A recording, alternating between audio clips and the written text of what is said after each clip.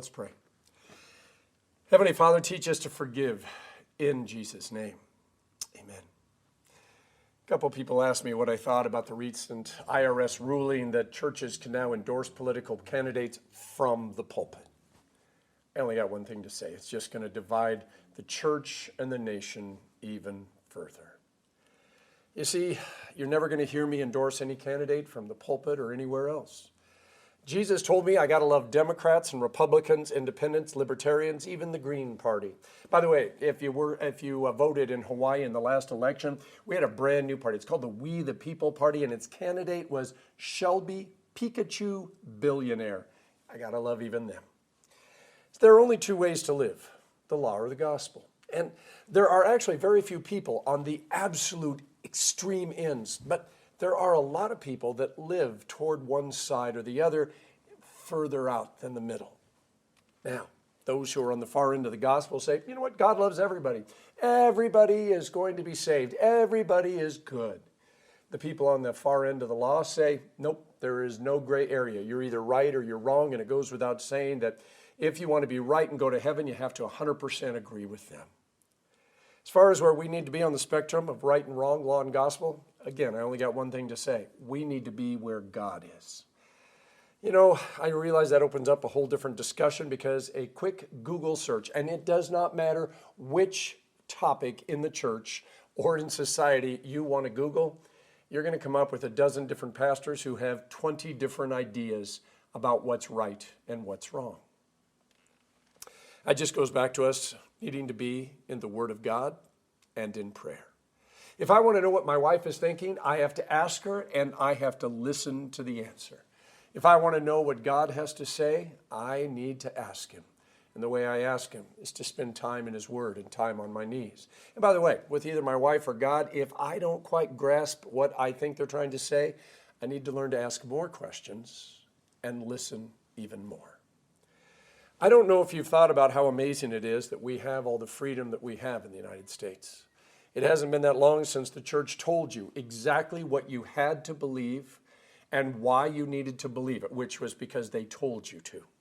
And by the way, if you disagreed with them, well, they excommunicated you. They pushed you outside of the community, and they told you that you were going to go to hell unless you repented. Today, if you disagree with one church, you just drive a few blocks down the road to another church. And someday, if you disagree with that church, you just keep going. And by the way, even if you run out of churches, there is a million of them on the television. Oh, and there's always the internet. And then, by the way, if you get to the point where you can't agree with any of them, yeah, back a Rolling Stone magazine used to have them. I'm sure they still are around. You can apply for your own ordination, become your own church. Only rarely do I hear someone complain there is no freedom in the church to openly discuss and even debate the most lively subjects. We don't always do it well, but the freedom is there.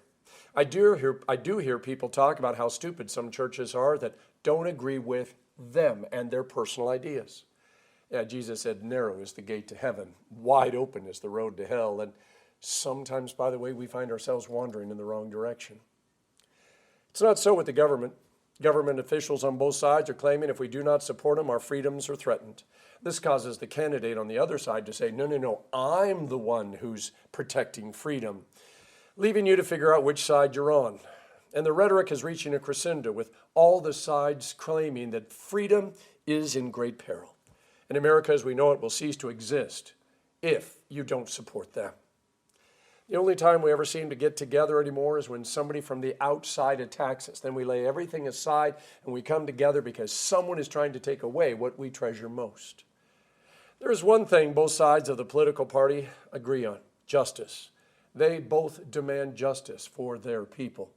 My question is, how do you bring that about? Because they've had 250 years to try to get it right, and they still don't seem to be any closer. And I got to ask, why is that? I love Winston Churchill's quote from 1947 in the House of Commons. And by the way, it turns out he was quoting somebody else. We're just not totally sure who that somebody else was. But he said, democracy is the worst form of government except for all the others. So here's where the church and the government do not agree.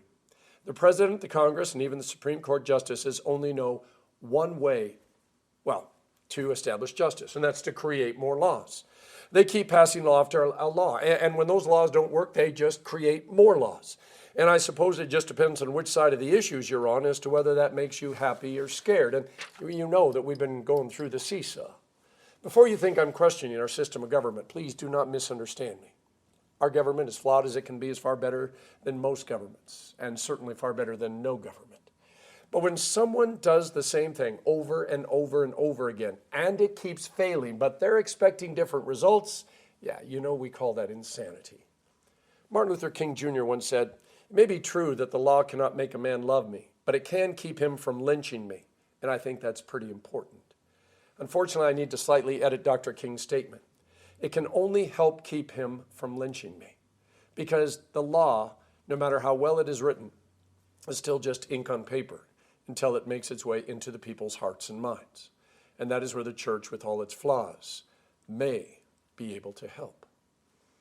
I doubt you've spent much time in 1 Kings 21. It's the story of Naboth's vineyard, which is the story of law and gospel. See, Naboth had an amazing vineyard, perhaps the greatest one ever. I mean, he had spent his whole life, everything, investing in this vineyard and made it as beautiful as it could be. The evil king Ahab wants the vineyard and tries to buy it. And Naboth says, "No, I want to pass it on to my children." King Ahab may be evil, but he still believes in the law, so he goes home, throws a temper tantrum like a 2-year-old and says, "It's not fair. I want it." Now, this is where the evil Queen Jezebel says, "Don't worry, I'll get you the vineyard." She has 2 men file false charges against Naboth. He is found guilty, and yeah, he is hanged. Because Naboth was a convicted criminal, all the property is subject to forfeit, and evil King Ahab is able to buy it for a fraction of the cost. Yeah, we see that happening all the time in our world. Before you think the bad guy totally gets away with it, God sends the prophet Elijah to King Ahab with a very specific warning. He says, "You know where the dogs licked up the blood of Naboth when you had him killed? The dogs will also lick up your blood." Yeah, and it happens just the way God said it would. And so God wins, Ahab and Jezebel lose. But why doesn't that make us feel any better? It may be because justice isn't always what we think it should be. First, justice can only be administered after bad things happen. Second, justice is only as good as the people who enforce it. In other words, justice may or may not happen because the people may or may not choose to do it. Third, justice brings about punishment, but is there any punishment that is actually guaranteed to work? Fourth, and most important, justice can do a lot of things, but it cannot heal, restore, reconcile, or make anything better for those who were affected, like Naboth's children. They lost their dad and the vineyard, and I'm pretty sure they were really more interested in their dad. I know it's a stretch to equate the word justice with revenge, but far too often when people say they want justice, what they really want is revenge. They want anyone to pay for what happened. The problem is justice can't fix what was broken. This is why God says, let me do it. A long time ago, I worked with a family that was just about as dysfunctional as you could get and still somehow be together. They asked if I would meet with them, and I told them I am not a counselor. They wanted to meet with me anyway.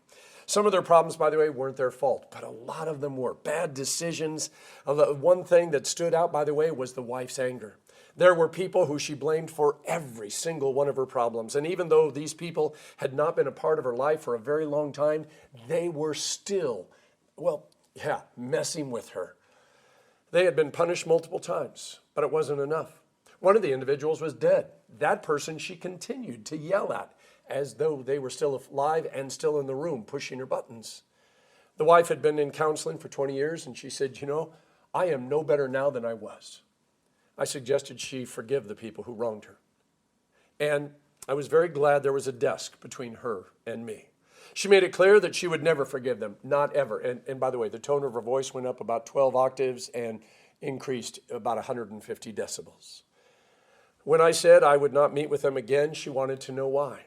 And I told her, repeating the stories over and over again, we're never going to bring her peace. It was just ripping open the wounds and re-exposing them and making them more painful. Until she learned to forgive, she'd never be able to move on. And she was just going to continue to make things worse. She told her husband they were going to have to go find a new church and a new pastor, one who understood her pain and would actually do what she needed them to do, even though she didn't know what that was. When Jesus said, I know you heard it said, love your neighbor and hate your enemy, And if you want to know, by the way, where we heard that, it's right up here in our head. We need a villain in our life. We desperately want someone to blame for all the junk that's going on. And once we find that person, we want him to suffer. And we call that suffering justice. The problem is after justice is served, why don't we feel better? No matter how many laws are passed, no matter how many people are put in prison, or how many lawsuits are won, or how many bad guys are killed, it's never going to be enough. Such is the problem with the fallen world. To all the people who say, you know what, there is good in everybody. I hate to do it, but I have to respectfully disagree. There is only the potential for good in everybody. And the chasm, by the way, between good and potential of good is a chasm that is bigger than anybody can jump over by themselves. In Romans 13, it says, rulers hold no terror for those who do right, but for those who do wrong. Do you want to be free from, fear of the one in authority? Then do what is right, and he will commend you. For he is God's servant to do you good. But if you do wrong, be afraid, for he does not bear the sword for nothing. He is God's servant, an agent of wrath to bring punishment on the wrongdoer. Such is the job of the government, to bring punishment on the wrongdoer. And we are usually thankful for their work, because on most nights it allows us to lay our head down knowing that there are people out there watching over us and protecting us. We need to pray for them, and we need to support their work, because their work will never, ever, ever be done until Jesus comes back.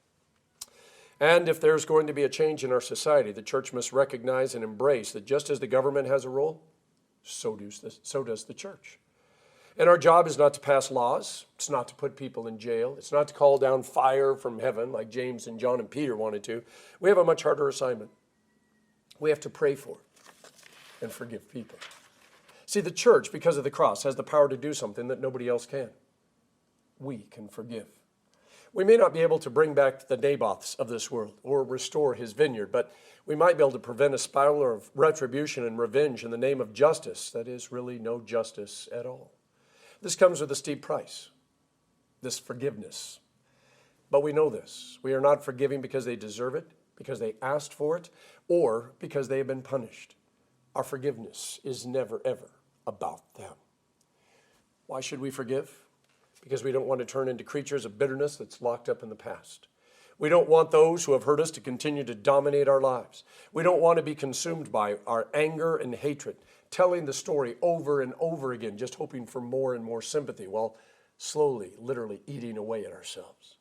Because that only makes us feel worse. By setting them free, we set ourselves free.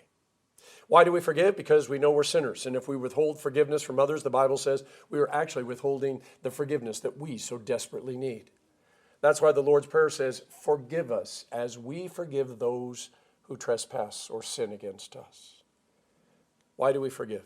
Because Jesus on the cross and in his resurrection has released everyone from the power of sin and death and darkness. And in that release is the ability to turn the potential for good into actual good.